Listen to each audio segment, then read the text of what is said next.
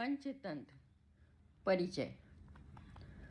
पंचतंत्र विष्णु शर्मा द्वारा 300 ईसा पूर्व में बताई गई पशु दंत कथाओं का एक प्राचीन संग्रह है। यह हमें जानवरों की दंत कथाओं के माध्यम से जीवन के सबक सिखाती है। पंचतंत्र नीति शास्त्र पर आधारित एक पुस्तक है। मोटे तौर पर नीति यानी बुद्धिमत्ता युक्त जीवन संचालन। इसे सरल अर्थों में हम सामान्य ज्ञान भी कह सकते हैं। जीवन में हम कला, कंप्यूटर, विज्ञान, चिकित्सा बहुत से सब्जेक्ट सीखते हैं। अगर हमने अपने सामान्य ज्ञान पर ध्यान ना दिया तो इनमें से कोई भी विषय उपयोगी नहीं रहेगा। दुर्भाग्य यह है कि ऐसा सामान्य ज्ञान का विषय हमें नहीं पढ़ाया जाता क्योंकि इसे अत्यंत सामान्य माना जाता है।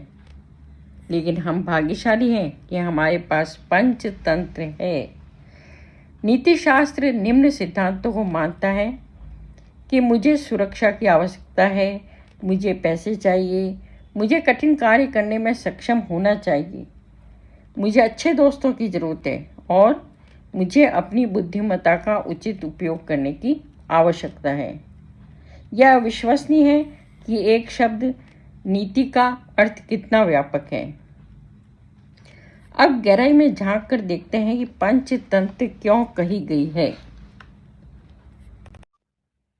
किसी समय महिला रौप्य नामक नगर में अमर शक्ति नामक एक राजा का शासन था। हालांकि राजा एक विद्वान और शक्तिशाली शासक थे।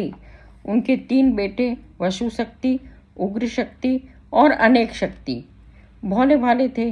राजा चिंतित रहते थे और अक्सर ये सोचते थे कि मेरे बच्चे एक दिन बड़े होंगे, मेरे जाने के बाद उन्हें इस राज्य पर शासन करना होगा।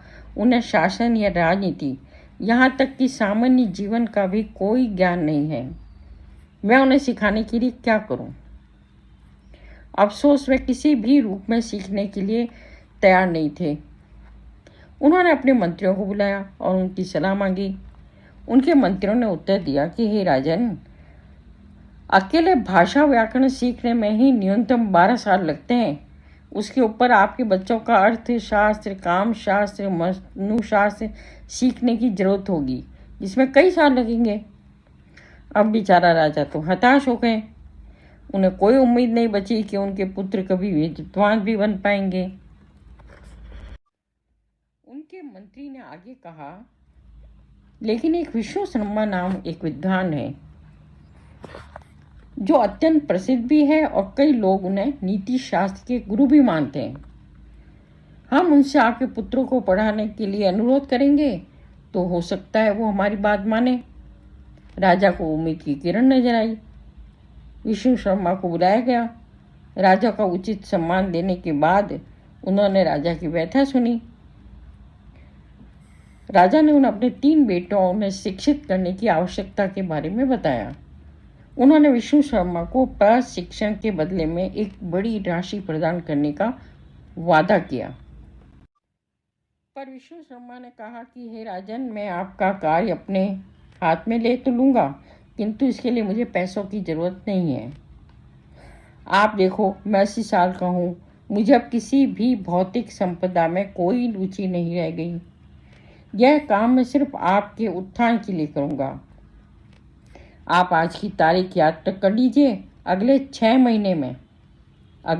महीने में मैं आपके पुत्रों को नीति शास्त्र में निपुण कर दूं तो महामहिम आप मुझे यहाँ से ठोकर मारकर बाहर निकल देना, अगर मैं उनको निपुण न कर पाऊं तो।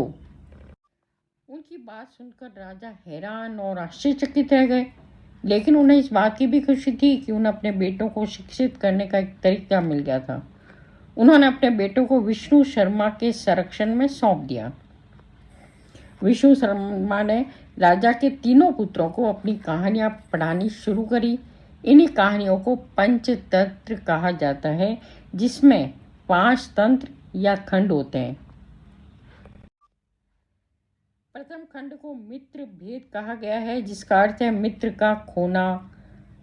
यह तंत्र इस बात का समझता है कि किस प्रकार हमारे विरोधियों या दुश्मनों की वजह से हम अपने अच्छे मित्र खो देते हैं, जिसकी वजह से हमारे दुश्मन हमसे और अधिक शक्तिशाली हो जाते हैं। दूसरे खंड को मित्र संप्राप्ति कहा जाता है, जिसका अर्थ है मित्रों को जीतना। यह तंत्र ये समझाता है कि कैसे मित्र बनाए जाते हैं और कैसे खोए हुए मित्रों को वापस लिया जाता है, उनका दिल वापस जीता जाता है। यह भी समझाता है कि किस तरह एक दूसरे के लाभ के लिए दोस्ती की जा सकती है। और तीसरे को काकोलुकियम कहा जाता है, जिसका अर्थ है कौवे और उल्लू। इस तंत्र में यह बताया गया है कि कैसे दुश्मनों के बीच में गलतफहमी पैदा की जा सकती है ताकि उन्हें धोखा दिया जा सके और उन्हें कमज़ोर किया जा सके। यह कौवे और उल्लू की दुश्मनी के माध्यम से समझाया गया है कि कैसे वह दोनों एक दूसरे को दबाते हैं। चौथे खंड को लब्ध प्रणाशम कहते हैं, जिसका अर्थ है लाभ की हानि। यह तंत्र समझाता है कि अगर हम पहले से ही अगर सावधानी नहीं बरतेंगे तो किस प्रकार हम अर्जित लाभ को भी अपनी हानि में बदल देंगे। और पांचवा और अंतिम खंड है अपरीक्षित कार्यक्रम, जिसका मतलब होता है जल्दबाजी।